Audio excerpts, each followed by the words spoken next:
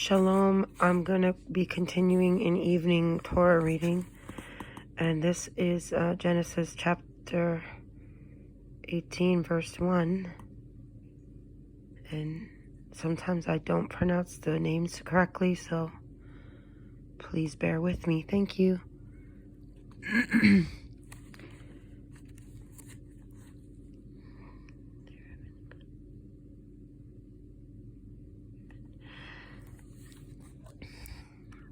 The Lord appeared to him by the terebinths of Mamre. He was sitting at the entrance of the tent. As the day grew hot, looking up, he saw 3 men standing near him.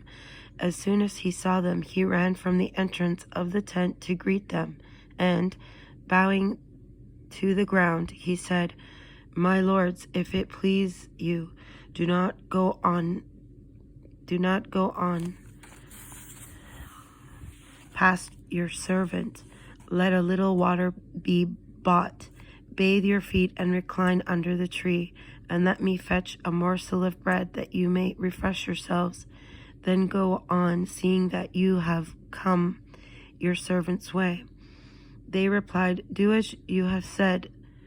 Abraham hastened into the tent to Sarah and said, "Quick, 3 measures of choice flour, knead and make cakes." Then Abraham ran to the herd, took a calf tender a choice, and gave it to a servant boy who hastened to prepare it. He took curds and milk and the calf that had been prepared and set these before them, and he waited on them under the tree as they ate.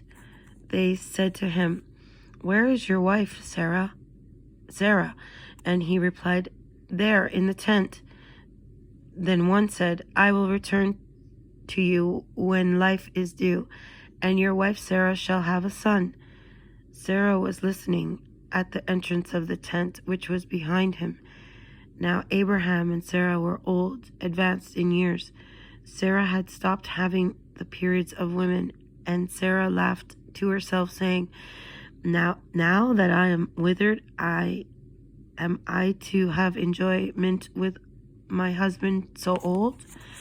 Then the Lord said to Abraham, "Why did Sarah laugh, saying, 'Shall I in turn bear a child, as old as I am?' Is anything too wondrous for the Lord? I will return to you at the time that life is due, and Sarah shall have a son." Sarah lied, saying, "I did not laugh," for she was frightened. But he replied, "You did laugh." The men set out from there and looked down towards Sodom, Abraham walking with them to see them off. Now the Lord had said, "Shall I hide from Abraham? What am I about to do? Since Abraham is to become a great and populous nation, and all the nations of the earth are to bless themselves by him. For I have singled him out, that he may instruct his children and his posterity to keep the way of the Lord by doing what is just and right, in order that the Lord may bring about for Abraham what he has promised him." Then the Lord said, "The outrage of Sodom and Gomorrah is so great, and their sin so grave. I will go down to see whether they have acted all together according to the outcry that has come to me. If not, I will take note." The men went on from there to Sodom, while Abraham remained standing before the Lord. Abraham came forward and said, "Will you sweep away the innocent along with the guilty? What if there should be 50 innocent within the city? Will you then wipe out the place and not forgive it for the sake of the innocent 50 who are in it? Far be it from you to do such a thing, to bring death upon the innocent as well as the guilty, so that innocent and guilty fare alike. Far be it from you. Shall not the judge of all the earth, deal justly?" And the Lord answered, "If I find within the city of Sodom 50 innocent ones, I will forgive the whole place for their sake." Abraham spoke up, saying, "Here I venture to speak to my Lord. I who am but dust as ashes and ashes. What if the 50 innocent should lack 5? Will you destroy the whole city for want of the 5? And he answered, "I will not destroy if I find 45 there." But he spoke to him again and said, "What if 40 should be found there?" And he answered, "I will not do it for the sake of the 40. And he said, "Let not my Lord be angry if I go on. What if 30 should be found there?" And he answered, "I will not do it if I find 30 there." And he said, "I venture again to speak to my Lord. What if 20 should be found there?" He answered, "I will not destroy for the sake of the 20. And he said, "Let not my Lord be angry if I speak but this last time. What if 10 should be found there?" He answered, "I will not destroy for the sake of 10.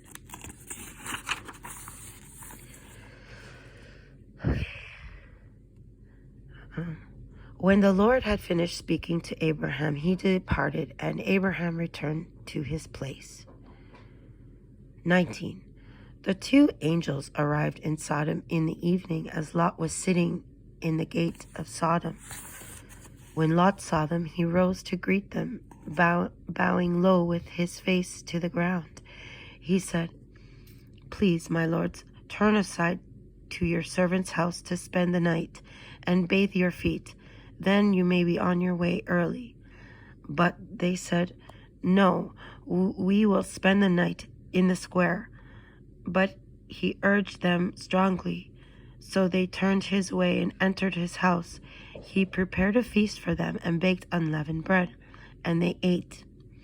They had not yet lain down when the townspeople, the men of Sodom, young and old, all the people to the last man, gathered about the house. They shouted to Lot and said to him, "Where are the men who came to you tonight? Bring them out to us that we may be intimate with them." So Lot went out to them to the entrance, shut the door behind them, and said, "I beg you, my friends, do not commit such a wrong. Look, I have 2 daughters who have not known a man. Let me bring them out to you, and you may do to them as you please. But do not do anything to these men, since they have come under the shelter of my roof." But they said, "Stand back." Then the fellow, they said, "Okay, my leg hurts." The fellow, they said, came here as an alien, and already he acts the ruler. Now we will deal worse with you than with him. And they pressed hard against the person of Lot and moved forward to break the door. But the men stretched out their hands and pulled Lot onto the house with them and shut the door. And the people who were at the entrance of the house, young and old,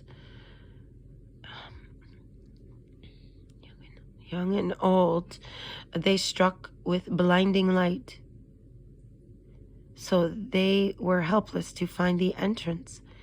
Then the men said to Lot, "Whom else have you here? Sons-in-law, your sons and daughters, or anyone else that you have in the city? Bring them out of the place, for we are about to destroy this place, because the outcry against them before the Lord has become so great that the Lord has sent us to destroy it."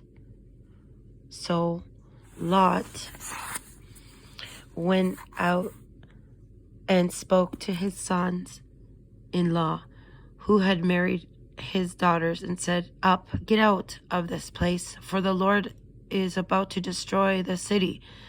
But he seemed to his sons-in-law as one who jests. As dawn broke, the angels urged Lot on, saying, "Up, take your wife and your 2 remaining daughters, lest you be swept away because of the iniquity of the city." Still he delayed. So the men seized his hand and the hands of his wife and his 2 daughters in the Lord's mercy on him, and brought him out and left him outside the city. When they had brought him outside, one said, "Flee for your life. Do not look behind you, nor stop anywhere in the plain. Flee to the hills, lest you be swept away." But Lot said to them, "Oh no, my lord, you have been so gracious to your servant, and had already shown me such kindness in order to save my life, but I cannot flee to the hills, lest the disaster overtakes me and I die. Look, that town there is near enough to flee to. It is such a little place. Let me flee there. It is such a little place, and let my life be saved." He replied, "Very well, I will grant you this favor, too, and I will not annihilate the town of which you have spoken. Hurry, flee, for I cannot do anything until you arrive there." Hence the town came to be called Zoar. And as the sun rose up the earth and Lot entered Zoar, the Lord rained upon Sodom and Gomorrah sulphurous fire from the Lord out of heaven. He annihilated those cities and the entire plain, and all the inhabitants of the cities and the vegetation of the ground. Lot's wife looked back, and she thereupon turned into a pillar of salt. Next morning, Abraham hurried to the place where he had stood before the Lord, and looking down toward Sodom and Gomorrah and all the land of the plain, he saw the smoke of land rising like the smoke of a kiln. Thus it was that when God destroyed the cities of the plain and annihilated the cities where Lot dwelt, God was mindful of Abraham and removed Lot from the midst of the upheaval. Lot went up from Zoar and settled into the hill country with his 2 daughters, for he was afraid to dwell in Zoar. And he and his 2 daughters lived in a cave. And the older one said to the younger, "Our father is old, and there is no man on earth to consort with us on the way of all the world. Come, let us make our father drink wine, and let us lie with him, that we may maintain life through our father." That night they made their father drink wine, and the older one went in and lay with her father. He did not know when she lay down or when she rose. The next day the older one said to the younger, "See, I lay with father last night. Let us make him drink wine tonight also, and you go and lie with him, that we may maintain life through our father." That night also they made their father drink wine, and the younger one went and lay with him, and he did not know when she lay down or when she rose. Thus the 2 older daughters of Lot came to be with child by their father.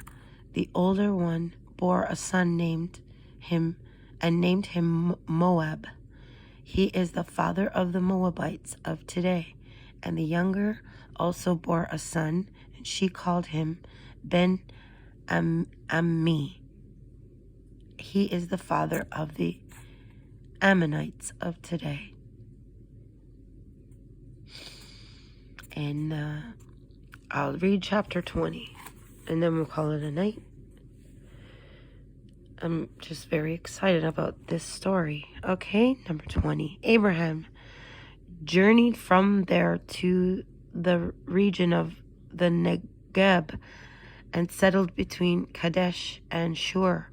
While he was sojourning in Gerar, Abraham said of Sarah his wife, "She is my sister." So Abimelech, king of Gerar, had Sarah brought to him. But God came to Abimelech and in a dream by the night and said to him, "You are to die because of the woman that you have taken, for she is a married woman." Now Abimelech had not approached her. He said, "Oh Lord, will you slay people even though innocent?" He himself said to me, "She is my sister." And she also said, "He is my brother." When I did this, my heart was blameless, and my hands were clean. And God said to him in the dream, "I knew that you did this with a blameless heart, and so I kept you from sinning against me. That was why I did not let you touch her. Therefore restore the man's wife, since he is a prophet." Hallelujah. He will intercede for you to save your life.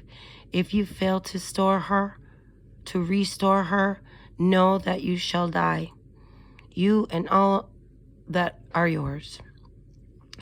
Early next morning, Abimelech called all his servants and told them all that had happened, and the men were greatly frightened.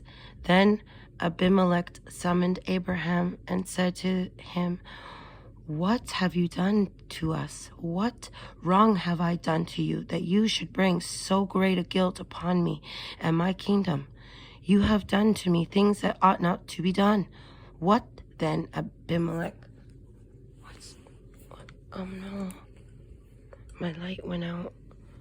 Oh, my light bulb burnt out.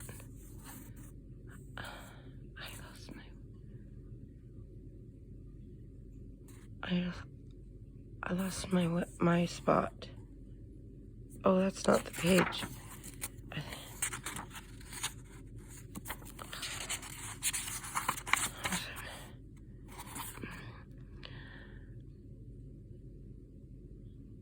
What have you done to us? What wrong have I done to you that you should bring such great a guilt upon me and my kingdom? You have done to me things that ought not to be done. What then, Abimelech demanded of Abraham, was your purpose in doing this thing? I thought, said Abraham, surely there is no fear of God in this place, and they will kill me because of my wife. And besides, she is in truth my sister, my father's daughter, though not my mother's, and she became my wife. So when God made me wander from my father's house, I said to her, let this be the kindness that you shall do to me. Whatever place we come to, say there of me, he is my brother. Abimelech took sheep and oxen and a male and female slaves and gave them to Abraham. And he restored his wife Sarah to him. And Abimelech said, Here, my land is before you. Settle wherever you please. And to Sarah he said, I herewith give you, my brother, 1,000 pieces of silver. This will serve you as vindication before all who are with you, and you are cleared before everyone. Abraham then prayed to God, and God healed Abimelech and his wife and his slave girls, so that they bore children, for the Lord had closed fast every womb of the household of Abimelech because of Sarah, the wife of Abraham. Thank you. Shalom.